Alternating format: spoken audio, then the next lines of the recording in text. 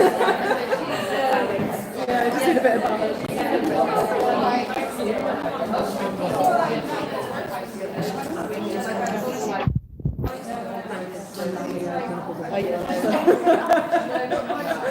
So, but yeah, if you need to start,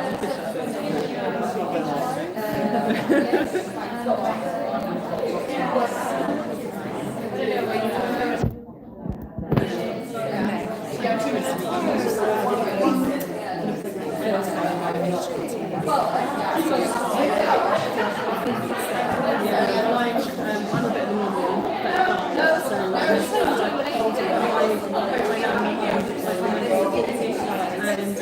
and I'm here for class, but I just have symptoms of really bad, and I was like, this is more than just postpartum I know mummy and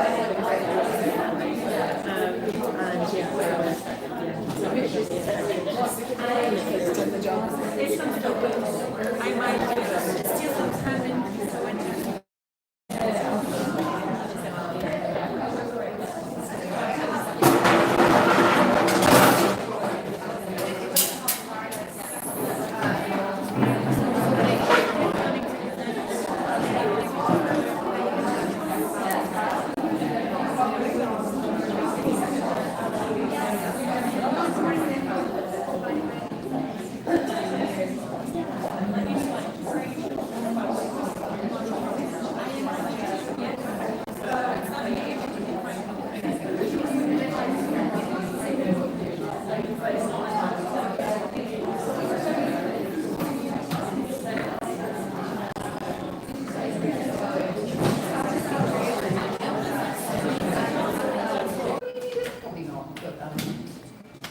amazing to have you in this room. My name is Kate, and today's session, Stillness Beyond Noise, is what I want to take you into, in a way that I encourage you to be as curiously minded as I hope you've had a great morning. Who's had a good morning so far?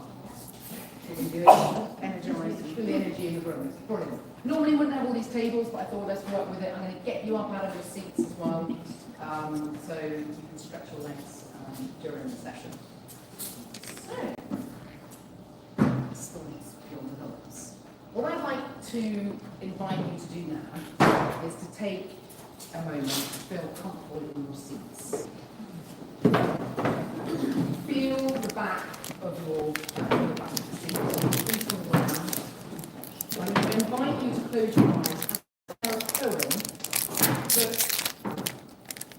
I would say the words appeared on the page rather than the writing. That might seem odd, but it kind of links in with what we're saying.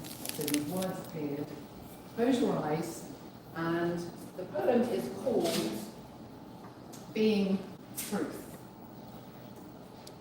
There's no greater sadness than people not knowing who they truly are.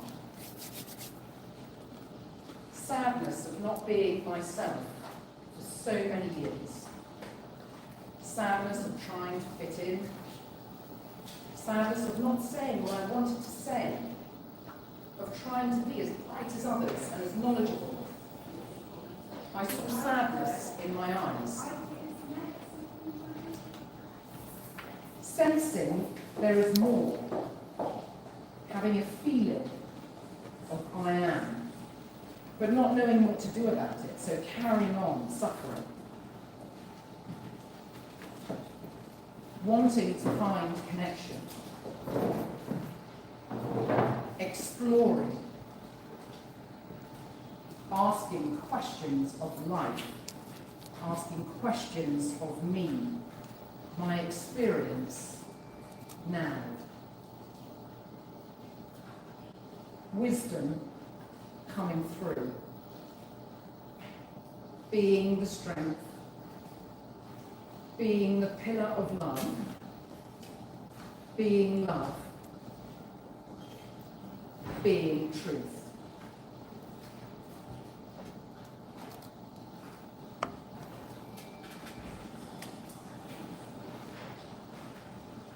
Now open your eyes. So the aim of today is I really would like for you to start to have, and this is, I don't know many of you, and I don't know your journeys, and some of you may already have had realisations along this line, so fantastic, I'd like that to come in the room. Use this as a way of maybe even reinforcing or deepening your relationship with the noise in your head, the thoughts. So I want you to all have like a different relationship with thoughts in your head. And also to begin to notice the stillness beyond the noise, that it's always there. It's always there. Now these are just words. These are just words. These are not saying what it is, but what I want to do today is point you back to the stillness, beyond the noise of the head and beyond the noise of the mind.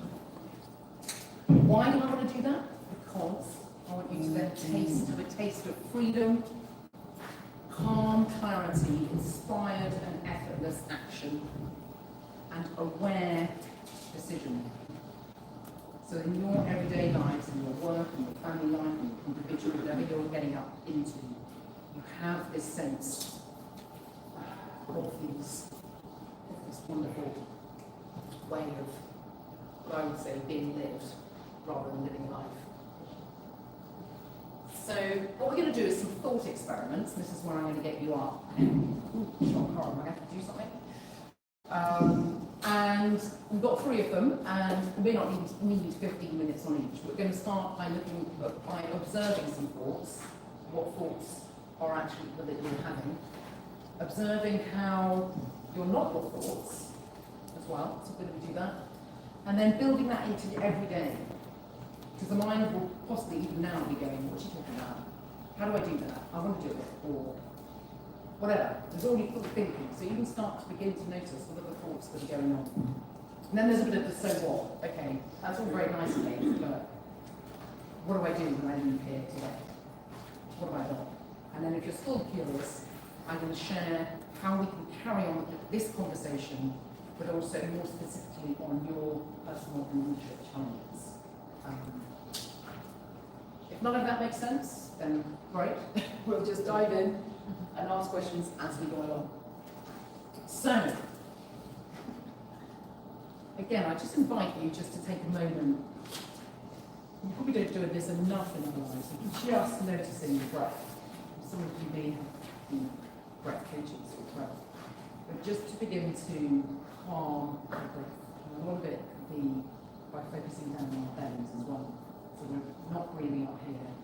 This is coming into our belly. So if you wanted to close your eyes, you can. Just to take a few minutes. But let's close our eyes. Let's take this time. It's all very busy upstairs. Let's take this time to be good and notice our breathing. Maybe doing 4 breaths in, through the nose, expanding the belly, and 4 breaths out, either through the nose or the mouth. So while you're doing this, I want you just to observe the thoughts that are coming in. And by observing, this is just notice, no judgment, not analysing them, not going off into a rabbit hole, having a big narrative, just picking that, almost like taking that step back metaphorically, just to observe the thoughts coming in. And just have 30 seconds.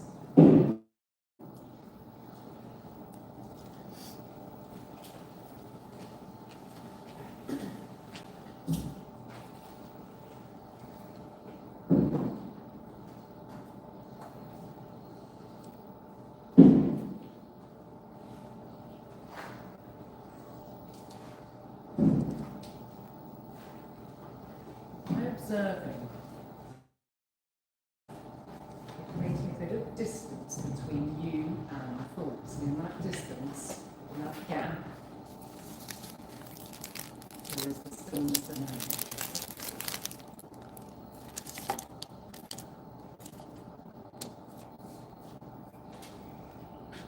So if you open your eyes,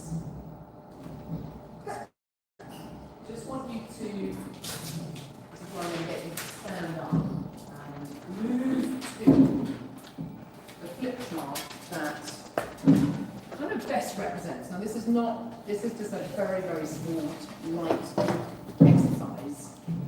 But that most characterises the thoughts that were happening. Were your thoughts the thoughts you were thinking about the past? Were they, oh, I should have done that, I didn't go shopping, oh, I didn't do that, or, oh, if only I'd done that, then yeah, so it's all kind of like thoughts that are about, well, or I could have done differently, or I left that home, and it's all those thoughts that are taking the mind back into something that's just happened, maybe like something else, but it's the past thoughts. Then we've got over here the thoughts about the future. A lot of my clients spend a lot of time in this mode, particularly worrying about meeting something, worrying about what we're going to say next, worrying about, or it might not necessarily be a worry, it might be hoping for something, but we're looking ahead. So we're not in the now, we're thinking about the next thing, always thinking about the next step. Oh, I've got to shop, I've got to go and prepare for that meeting, prepare that presentation, plan. There might also be some fear in there. Worried about making a mistake. I don't want to go and have that conversation in case it erupts into a big argument. So those are the ones that we spend a lot of time in the future. Then we've got, in between the thoughts, the now, which is the magic, is the space of inspiration. It's almost like that shower moment, or that having a coffee and you just sort of pops in. So there's no past, no future, just. So I want you to get up out of your chairs and just go to the flip chart that for your thoughts that were happening, and that's a flash, just go to where they were.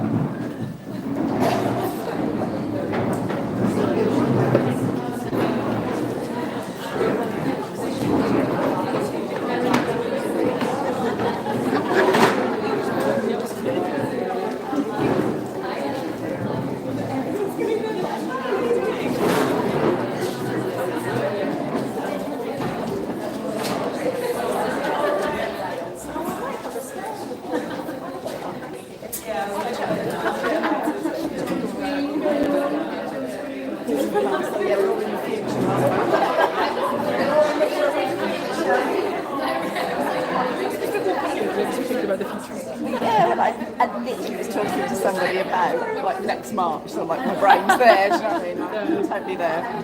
Let's just have a little bit of interaction here. So those, so you said you don't know. Unsure which category I put into. That's fine, yeah. We don't want to, because we're thinking about thinking. Yeah.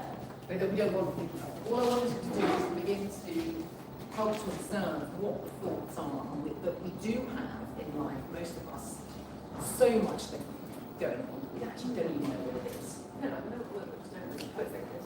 yeah, that's fine. That's fine. When you choose the past, what kind of thoughts are coming in? So negative, yeah. All my thoughts are, oh, I could have done that this morning, I could have done that, I should be doing this, or so, Okay. not all, but, it's not 100% regret, but it's just generally kind of, things that are already gone, I'm here, but then... The shoulds. Yeah, so or niggling things like, I could have said that to that person, so great example, great example. Do others have, we all have this, don't we? Hands up who does have the should thoughts. No one has any should thoughts. Amazing. Did you used to? Lots. I used to live in should-land. So I used to live in that head of, oh, if only I'd done that, I shouldn't do that right. If I'd said that to that person, or just being constantly in that washing machine cycle of overthinking. So when you're in that, the shoulds. I know. Go on. We all do all of it. Yeah. How does it feel? Well, you're out of control because if it's I should have picked that up from the shop, or I should have, or something like that. So there's not a lot you can do about it if you're, So it's kind of, does stress you so out. to make you more worried than about something that's out of your control. Is the thing. What? Yeah. No, absolutely. When we're in that should thinking, it is stressful. So for those who used to be or are still in should thinking, anyone else can add in it what it's like to be always, nothing's really ever right. It's almost like it's. I can't say I always am. No. But when physically, it's stressful. Right. Yeah. Anyone else want to share? I would share. Yeah. Go on. You go. I felt when I was younger, I think it comes from a place of insecurity. You should be more of that, and you should be more of this, because you're judging yourself compared to other people, and then you get caught in that mind fuck track, which is not good for you. And when you become very present with who you are and what your offering is, everything shifts. But we still all do get the bit of the other. It's natural. Yes. But when you can start to learn to empty out and stay very connected, it's a good place to be. Yes, absolutely. Yeah. And I would say this work, if you like, or beginning to actually see what thoughts are and for what they are, is freedom in that sense. And you are then more present in whatever you're doing, and the decision is just made in a way that it's not hard work. It used to be hard work, and then it's not. One other just to share. Thank you. That's Mine was always on the go, it never stopped. It was relentless, self-deprecating, critical, judging, doubt, lack of trust. All of those on steroids, and that's not a very nice place to be. And of course, as you know, no one else has your answers, only you do. And when you do get those times when you can enter a space where your thoughts have gone, and you enter a place of that peace, that's a very freeing, very peaceful place to be.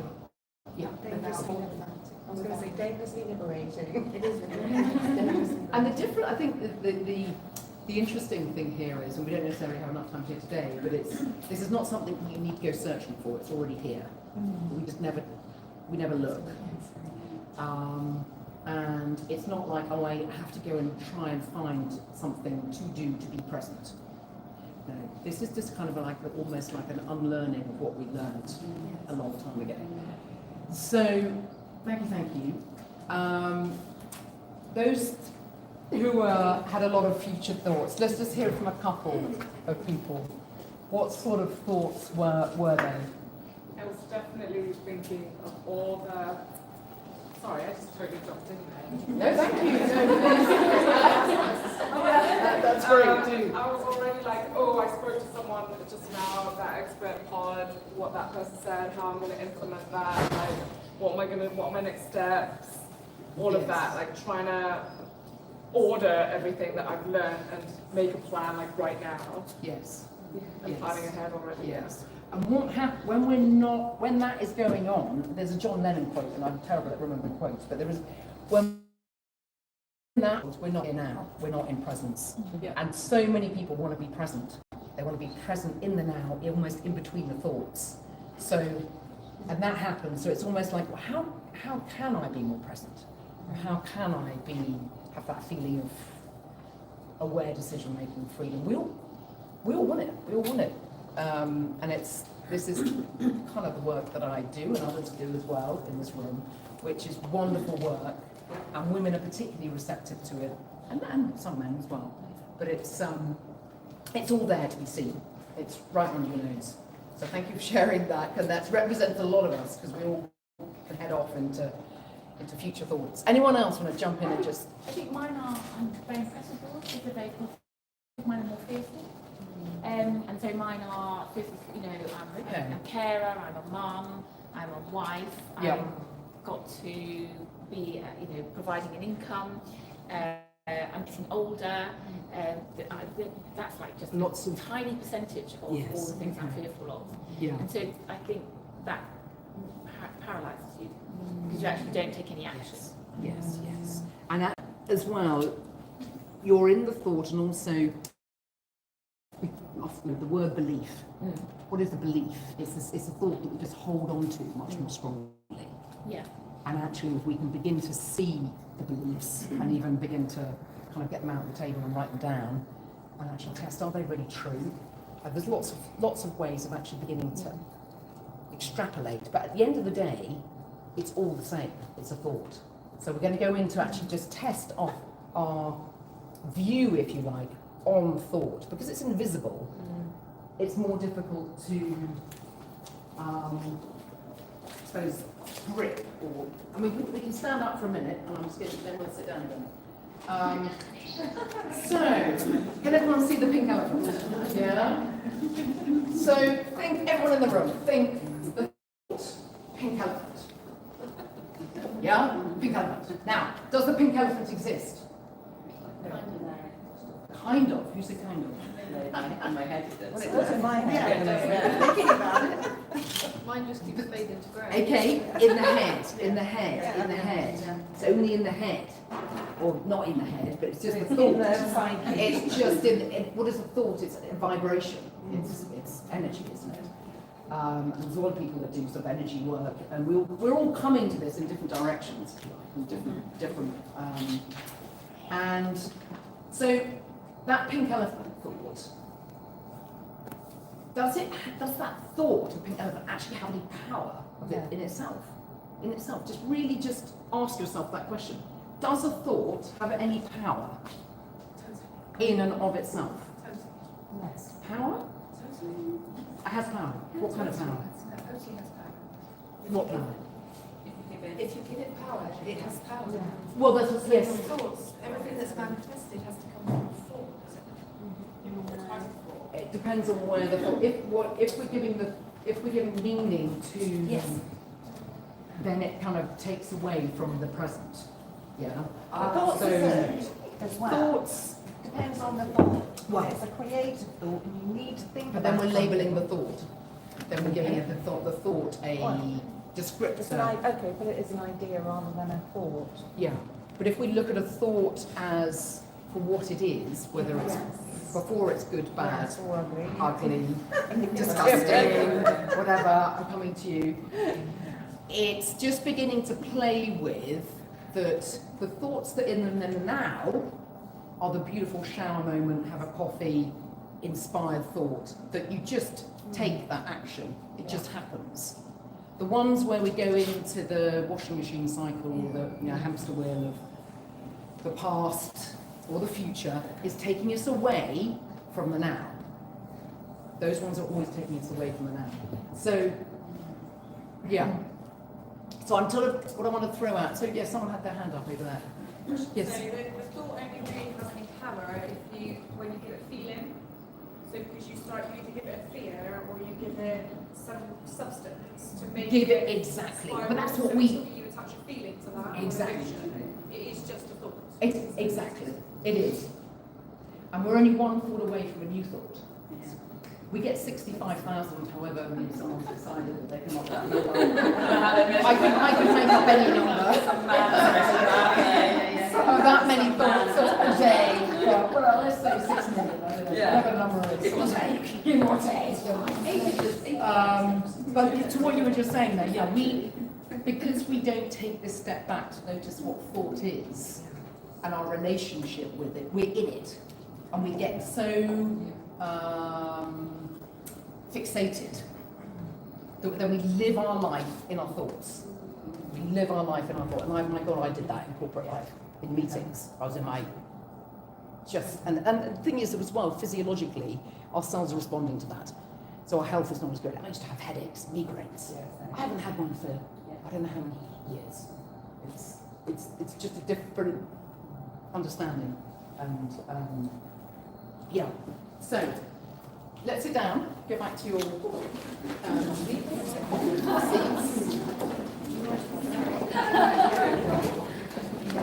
I should go for a ticket, shouldn't I? Yes.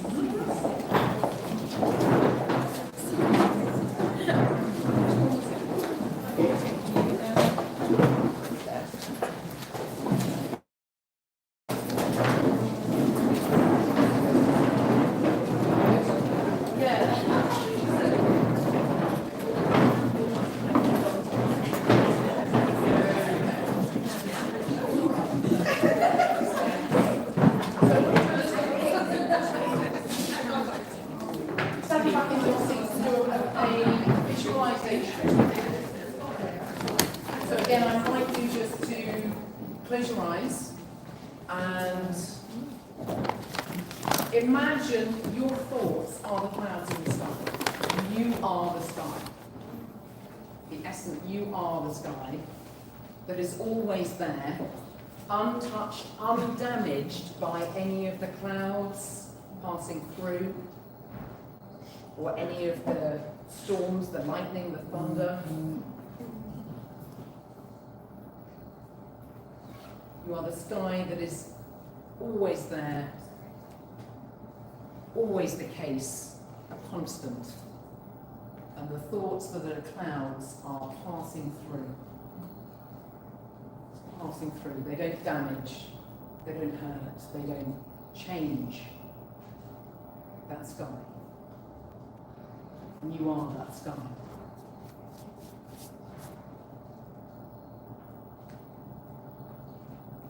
So if the thoughts are passing by in the clouds, who is it? Who is the one observing the thoughts? We did an exercise at the beginning of observing thoughts. But to observe thoughts, how do I know that it's a thought? These are questions maybe that sound a bit weird. It's just beginning to distance ourselves from the thinking, from the thoughts, to begin to see thoughts for what they are. So there's an observer. There's observing going on of thoughts. So if there's observing going on of thoughts, can I actually be my thoughts? Because we get so tied up in our thoughts. I'm not my thoughts are thoughts. They can't touch me. They can't touch the essence of who I am, that sky. I'm always there, constant. And that's the now, that's the stillness, that's the, whatever word one wants to use it, being, freedom, consciousness. That is untouched. Thoughts happen. Thoughts are a natural process of this human being. I'm not going to go into feelings and emotions and perceptions today, but the same applies. So you can open your eyes and just have a read of the quote. This is a great book. There's so many resources and so many books. But Gary Weber is a great one. It happens beyond thought. He's pointing to exactly the same thing. Thoughts do rob us of our life. Yeah? And when we begin to notice that, like the ladies were here saying, we might go into the past thoughts and just be a bit tied up with it, believing it, but less often. I now don't really spend much time in worry mode or in my head, certainly in contrast to where I was. So there is that sense of freedom and peace and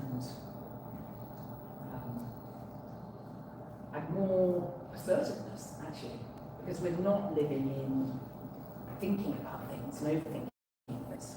Almost see it as the thoughts are veiling the stillness that's behind.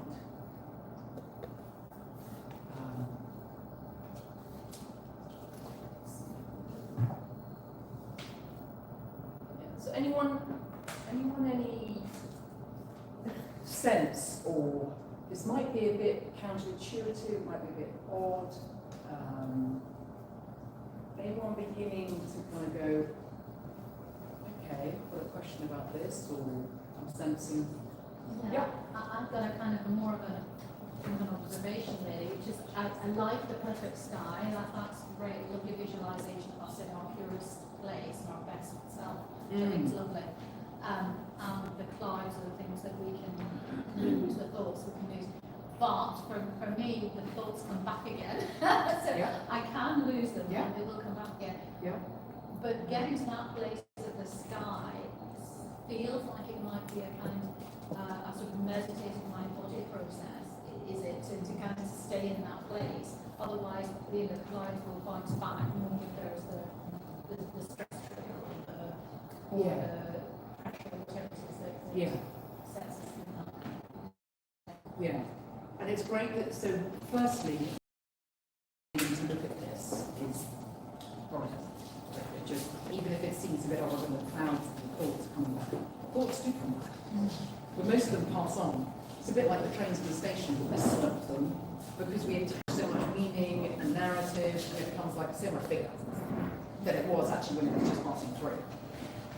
So the mind body, the way of, if you like, working with this is very much an intuitive calling, if you like. Because I'm going to go on to an everyday observing technique that you can begin to use. There are many more, but also working on clearing the body or being okay with emotion is another way. I do that as well, but I can't do not doing that in today's So session. it's finding a thing that works for you. Exactly. That allows the sky to be seen or the stillness to be there. Or, exactly. Yeah. Yes. I just wanted to ask your perspective on something. I think one reason that thinking about the past is so attractive, and I don't disagree with that statement, but the attractiveness that pulls you into it is a desire to learn. Like you want to learn from the past so that you don't do the same thing again. And the attraction of the future is that you, I think that other lady said something about this, that you want to be responsible for your own life and plan appropriately so that, you do put, bring money into the house or whatever it is. So I think that there are attractive things about thoughts of the past and thoughts of the future because you're trying to learn and be responsible. So I just wonder what your perspective is on that. So where I'm coming from here is when we are, it's almost like the effortless action, the action could be, I want to go and remember a story of a time I did X, Y, Z, but it's coming from being present. It's not coming from a anxiety or a belief about something being in a certain way or a belief. So the origin is different. Yeah. So in, let's say, our daily lives, yes, the cognitive brain, we need to be able to think maybe there's a problem we have to solve. But we could solve, let's say that we're looking at a complex algorithm or something. We have to use a lot of thinking in that. But we can be in a stressed mode of thinking that's not particularly very healthy, or we're probably not actually going to be very productive. Or we can actually come to it in a very present way. We see, and ideas, that's where ideas are. That's where inspiration is. If you think of, if you're a sportswoman, or if you're an artist, a lot of them will say, I wasn't there, I wasn't thinking. So the runner will run her race afterwards. What was going on? Nothing. No thing. They're in that present, they're in that space between the thoughts. Now that's professional sport, that can happen in everyday life. That's available to us. We're just not taught it. We're not shown where it is, and how we can live like that. Because particularly in corporate life or in setting up businesses, we're overthinkers, and we're thinking about thinking. And it's stressful, and it takes its toll on our bodies, doesn't it? And our health is affected. Just the mind-body connection. So I've rambled a bit. No, that's really helpful. So Is that it's coming helpful? from a position of you're in the present, but you sort of think, Yes. I'm going to choose to think about this past thing I did wrong in my business because I want to learn from it. But it's an active choice rather than like, oh my god. It just that idea appears. Yeah. So yeah, I'll have an idea of, I actually want to go and look at my school stuff, whatever. Or maybe that inspires a post or something. Yeah. Or, absolutely, but it's more. This is not like sitting in a Zen, mode. This is actually you're more. I can think of so many different examples in my life where you're in present moment, where you are more assertive, more clear, more decisive, because that is how you've got the intelligence of the universe coming through. I mean, these are words, but it's to say, yeah. Yeah. No, thank you. It's Cool. really helpful. But yeah, brilliant. Yeah, I love what you're saying, because this was my exact morning this knowing that I was going to be late by the time I'd sorted the dog out and got on the road with the weather, etc. I think we've just been so conditioned with fear of missing out, isn't it? It's like this idea that we can be in a room of women and we won't meet the right conversations unless we're really kind of looking for that next move, you know, or the fear of staying in the present, because if we stay in the present, then we won't take any action. All complete bullshit. All complete bullshit. All bullshit.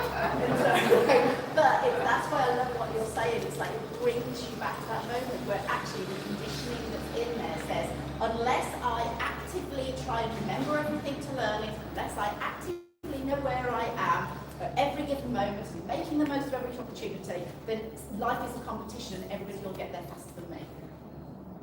That's pretty, yeah.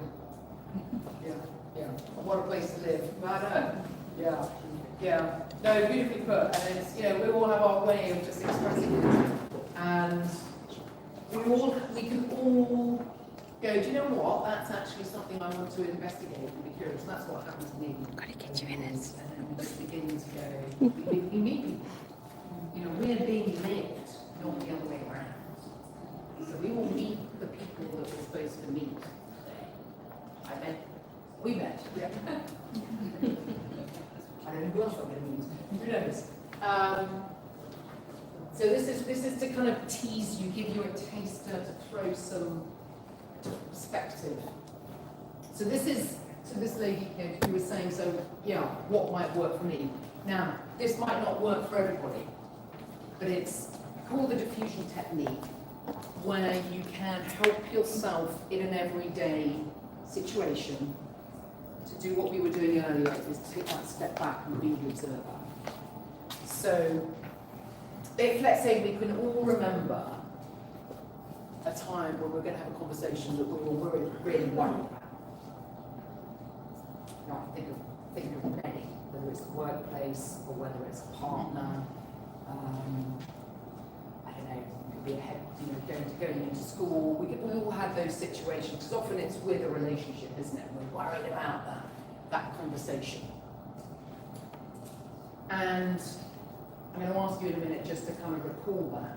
Because what happens when we're, let's say, thinking about that conversation and we're worried about it, we've got lots of that, we're in that kind of cycle of what if you know, if that happens, or maybe I can't say that because they're going to respond in that way, or you know, whatever. It's just overthinking, and we're just anxious. Now, with every thought there's a feeling. Every thought. So, if the body is your place to tune into, because it is definitely for me, it may not be for everyone, tune into that feeling, because that feeling is a cue, a signal, like a traffic light, to stop. Whether it's a sick feeling, anxious, sweaty forehead, racing heart, stop. That's your signal. Stop. And say, I'm aware of the thought that I'm worried about this meeting.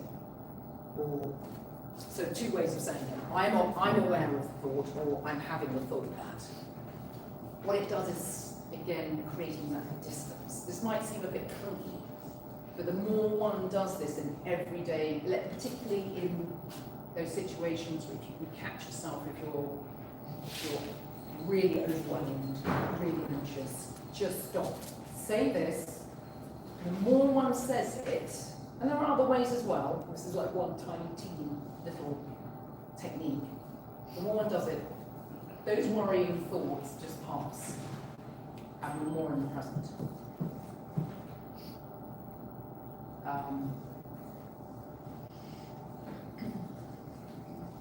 Has anyone got an example, maybe a recent example of really getting quite uptight about having a conversation? Maybe you've got one coming up that you're willing to share in this safe space where no one will share it. And to anyone else? Yes? I think the other day when apart from my vet business, we run a cattery business, and somebody rang and said, well, I'm not bringing my cats in, and she hadn't paid for it, and after terms and conditions are, the other cats and she told me, I'm not paying for it. Well, then I took this conversation conversations, they will actually do agree to our terms and conditions. And I really hate having conversations with people about having to pay money that they don't want to do. And that made it really difficult. I just get myself really worked up about what am I going to say, how am I going to persuade her. And that's a really difficult conversation. And sometimes we're looking for the answer in our thinking, in our minds. And the answer actually isn't necessarily in our minds. The inspiration answer is in the now, in between the thinking. So how might you, if that was happening again, how might you help yourself step into being kind of, that's the back? Yeah. Great.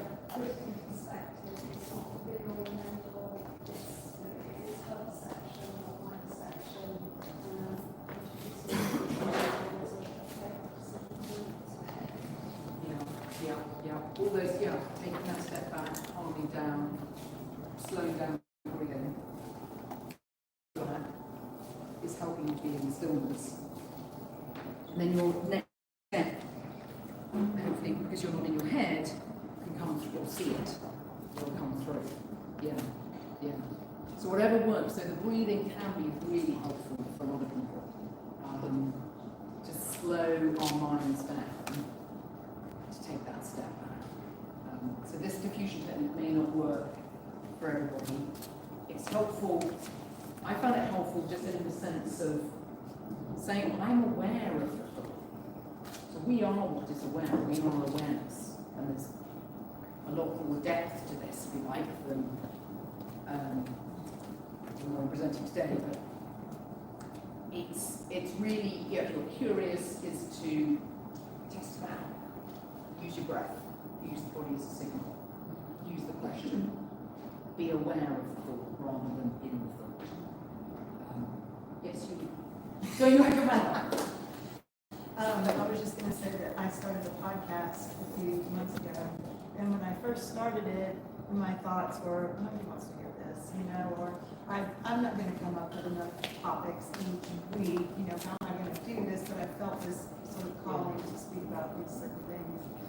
But what I found is, this is where meditation and breath and all that stuff comes in really handy, because like going to the gym to work out your body, you're working out your mind, right? You're learning how to push those thoughts away. It's like not that you don't have those thoughts and they don't pop up, but you get better at pushing them away quicker. And then as you're in the moment, like now I'm to a place, it's going to happen Wednesday. Now I'm to a place where I don't even worry about it. I just go, something's going to come to me, because it always does. Like every week something else comes and I go, oh, wow, it's like the shower thought, like you're saying, Yes. you're in the moment, and the shower's great too, because it's got that sound, Yes. you kind of zone out in there and you go, perfect, okay, great. But That's a great share share. that. No, thank you. Just what you said there in terms of something always does come. It always That's comes. the default. I trust that now. It's like when you're in that space of fear or worry, you don't trust your own gut. And once you learn to push those thoughts away and you practice that, I feel like you get better at trusting your own gut. Yeah. And you go, oh, of course I'm supposed to talk about that. Whether you know why or not, you just do it, and then all of a sudden you find that it works. Yeah. Opportunities land, they appear. Synchronicities, they're supposed to happen anyway. That's part of the way life works. It's not then the mind going, oh, that's a coincidence. No, it's just, those will appear. They just happen. They just happen because that is the way life works. Not the other way around, that we're kind of educated in school or in life about how life happens. So thank you for sharing that. And it's, we're all going to have those situations, maybe even today, about, again, standing in the room upstairs. There's going to be perhaps overthinking about, oh, I'm studying on my own, what am I going to do? Or I've got to go and speak to 5 people today, so I've got to have 5, I don't know, business contacts. And there's going to be a lot of overthinking. Maybe just upstairs, take this opportunity to go, just breathe. Yeah, one thing I would add as well, I do a lot of this work in my business, is always the heart connection, which women are absolutely brilliant at. So I always say, if you hand on your heart, if you're having a palpitation, really Yeah. animal belly. And it's like a hug, isn't it? Just to calm the nervous system down. And just remind yourself that, as you said, it's being present to, because remember the other person is always, you don't know what they're going through, what they're thinking and feeling. So like you were saying about the conversation with your lady in the cattery, and oh my God, but you know, you don't know what she's going through. And if you calm yourself down, you might find that the resolution that helps you both, because you stay present to what she's really trying to communicate under all of that, that gives you the courage, hard stuff, to respond in the present moment. And that, I think that's the hardest thing for women in business, because we've been taught not to be good enough. So we're all coming with that overcoming the, oh, I'm not enough, I'm not good enough, all that stuff. So we've had to really, you know, from the feminine, hence why we've got the Women's Business Club, we've all had to really work through, and that's not to say men don't have it, but I don't think they have it to the same degree that women, because we have that bridge to come out of when we're coming out of childcare and motherhood and juggling. And also how, I mean, if we go, sort of historically, and even in our own examples of how we were brought up, and I was definitely, don't express emotions, so I did massive amounts of thinking in my head and analysing and doing it. And that was my norm. So then I that was it. That was how life was. I just had to work everything out and just be in control. Yeah, that worked a lot. But there is a way through this, but also not through, and I've done NLP and loads of different psychological models where we can begin to think we have to change the thinking, become positive thinkers, or reframe our thinking. And I've kind of gone, no, we just need to begin to have a different relationship, see what thought is, and that it's part of the natural process, as feelings are. Allow them to happen. I mean, I'll just come to a minute. With feelings, like you were saying with the heart, how to welcome that. I have metaphorically done that in the past, and just welcome, put your arms out, but I'm going to welcome any feelings that are going to come today. Because they're supposed to come through. They're supposed to come through, whether that's crying, screaming, whatever. It is what it is without the attachment of thought. Because then we sometimes go into narrative about the feeling. Oh, it's the Just going to go to this lady, there was a lady here. Oh, Yes. sorry. It was just something that's sort of about sometimes from you guys over there, but I think something that's really helped me is, like you said, being aware of it and taking a minute, but I also find there's a huge stillness in actively. I think it's massively underrated, and as women, we're naturally that nurturing, caring warmth that actually sets us apart. So I think it's really important that we use and lean into that side of us, and actually use that for that active listening piece, where then we're not, it calms us because we're not focused on ourselves. Also, it gives us that stillness and that focus in a way that's something calm. Yeah, and that's beautiful. It's saying different words, saying the same thing, and in that, I think in relationships, it's wonderful where there is, listening from that purity, from that space, that stillness, and the question or the answer or the just saying nothing is what the action is, and you're making assumptions. And I work with a lot of men as well, and there's a huge number of assumptions before they're going into a conversation about how that person is and how that woman is, or how that. And I think it's another way of saying the same thing. Thank you.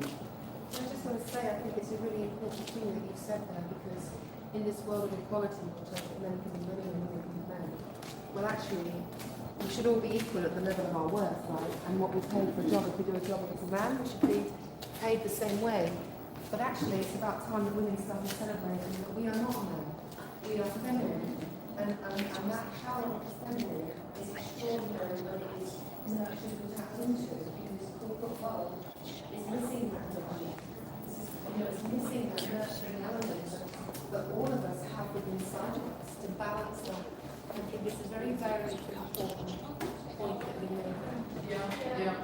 I mean, really show the part, so rather than see that as something which is highlight being about, it's something that actually should be celebrated, and it's a different element to bringing to the table. It's a different element. Yeah.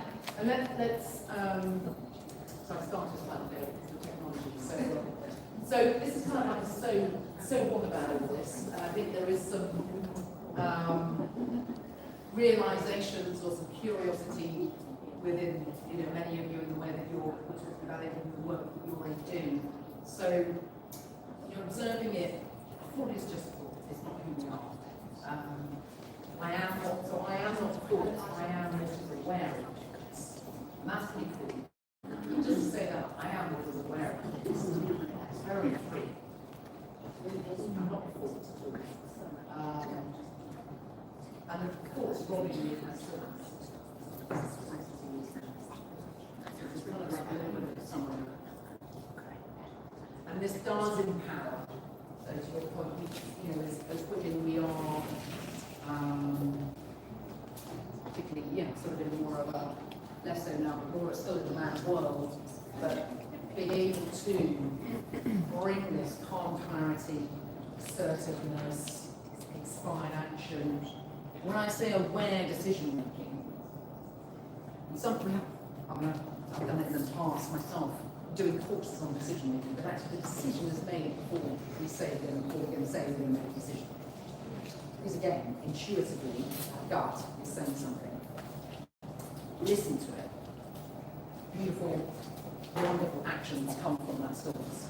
And freedom amid the chaos. And it's a chaotic world, isn't it? We've got social media, we've got lots going on. So, any insights from today? Any yes? There was something you said earlier actually, and then you repeated it, which was that we want to be aware that we are living life and not that life is living us. And I love that it's reclaiming control over our thoughts rather than letting our thoughts control and think us. Right, we'll have our own way of saying it. Anyone else? One action, one insight, could be anything. I think it's kind of building off of what you just said as well. It's the idea that it's okay to look into the future, it's okay to look into the past, as long as we are in control of the concept that we are doing it for a purpose, and we're in control of it. It's helpful, and I think I'm curious also how many people now that we've discussed that who put themselves in this category were in this category because they were deciding to look into the future. Was anybody else like that? It could be. Yeah, because I think I would have chosen now then because I was thinking about things on purpose. I was thinking about them to make a decision for like I was conscious about that. If that makes sense. Yeah, you felt more present. Yeah. Great. So, one last Rupert Sparrow, a great teacher, lots of YouTube videos from Oxford. He's a potter. For this, it's beautiful, the discovery that peace, happiness, and love are ever present within our own being. So different words, but saying the same thing. Completely available at every moment of experience under all conditions is the most important discovery that anyone can make. And I think we can all go there if we so choose, if we want to. We have that calling. I think we all have different paths, don't we? So, finally, because I was told it's actually sort of said. So if you'd like to carry on this conversation, I do different groups, and I've got a new group starting in December. So 6 to 8 women, small women, where we will carry on pointing this, but having a management consulting background, I'm very grounded in projects, creation, planning, and this is about stepping into your best life and creating that plan. So I use a platform called Curve, and in that one day, we do a life-changing 12-month plan that you have when you walk out the door. So it's on that system, and it goes through different stages. So if that is something of interest, but with the underpinning of this, the way that we create, will be more stepping into and me challenging you and coaching you in that workshop. I'd love to work with you. This is teamwork, team effort. If you like to work with me, I like to work with you, and I learn from you. So do come and get in touch. Half price as of today, for the next, I think it's the next 3 weeks. All you need to do today is pay £50 to book your space. So there's either going onto my website or it's fine. But thank you very much. Sorry, is it the 6th? Oh, is it the 6th? I don't know. I put 7th. Which is a Saturday, yeah? Oh, is it the 7th? It's my mistake. It's definitely the Friday. It's definitely the Friday. It's on the 6th. That's a major. Uh-oh. That's like planning. Yeah, so Friday the 6th. And then it'll be in Central Park.